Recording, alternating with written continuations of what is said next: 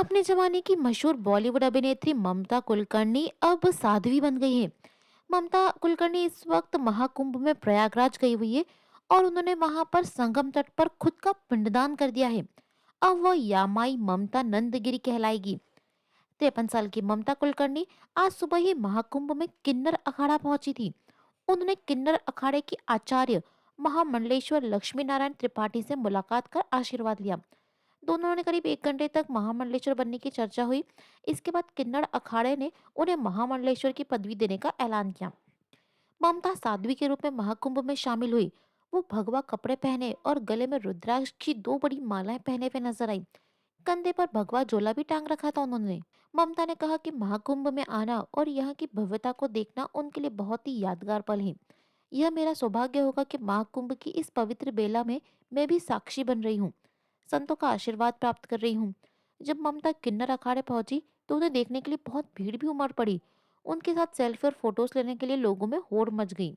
आपको बता दें साल 2000 से ही ममता कुलकर्णी ने तपस्या शुरू कर दी थी और उनके गुरु चैतन्य गगनगिरी गुरुनाथ हैं जिनसे उन्होंने दीक्षा ली है।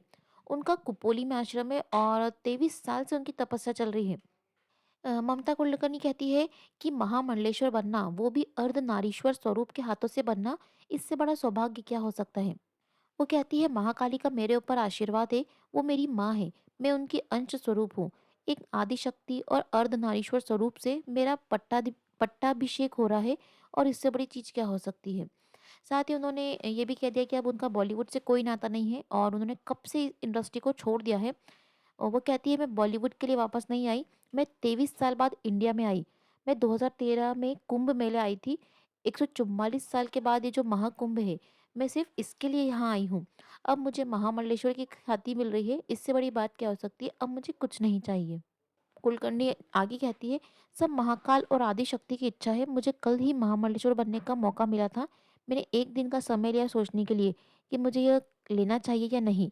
जब मुझे पता चला कि किन्नर अखाड़ा के महामंडलेश्वर में किसी चीज की बंदिश नहीं है, आप स्वतंत्र रह सकते हैं, धार्मिक रूप से कुछ भी कर सकते हैं, तब यह निर्णय लिया। ममता कुलकर्णी ने शाहरुख खान, सलमान खान, अजय देवगन, अनिल कपूर जैसे बड़े स्टार्स के साथ स्क्रीन शेयर कर चुकी हैं और वो विवादों में तब आई थी जब उन्होंने 1993 में स्टार डस्ट मैगजीन के लिए एक टॉपलेस फोटोशूट करवाया था। उस दौरान डायरेक्टर राजकुमार संतोषी ने ममता को चाइना गेट फिल्म के लिए बतौर लीड एक्ट्रेस कास्ट किया था। हालांकि कुछ अनबन के बाद जो संतोषी है वो ममता को फिल्म से बाहर निकालना चाहते थे, लेकिन अंडरवर्ल्ड के प्रेशर बढ़ने के बाद उन्हें फिल्म में रखा गया। हालांकि फिल्म फ्लॉप साबित हुई और बाद में ममता ने संतोषी पर सेक्सुअल हरेसमेंट का आरोप भी लगाया था। बताते हैं कि ममता ने दुबई के रहने वाले underworld drug mafia Vicky Goswami से शादी की थी। हालांकि कुलकर्णी ने हमेशा से इन खबरों का अफवाह बताया और कहा कि मैंने किसी से शादी नहीं की है। यह सही है कि मैं विक्की से प्यार करती हूँ, लेकिन उसे भी पता होगा कि मेरा पहला प्यार ईश्वर है। ममता ने 2013 में अपनी किताब autobiography of a Yogini release की थी और इस दौरान उन्होंने फिल्मी दुनिया को अलविदा कहने का कारण भी बताया था। वो कहते हैं कि कुछ लोग दुनिया में काम करने के लिए पैदा होते हैं जबकि कुछ लोग ईश्वर के लिए पैदा होते हैं और मैं भी ईश्वर के लिए पैदा हुई हूँ। आपको बताते चले कि ममता कुलकर्णी का जन्म 20 अप्रैल 1972 को मुंबई में हुआ था। उन्होंने 1991 में अपने करियर की शुरुआत तमिल फिल्म ननन बरलगल से की थी और 1991 में ही उनकी पहली हिंदी फिल्म मेरा दिल तेरे लिए रिलीज हुई।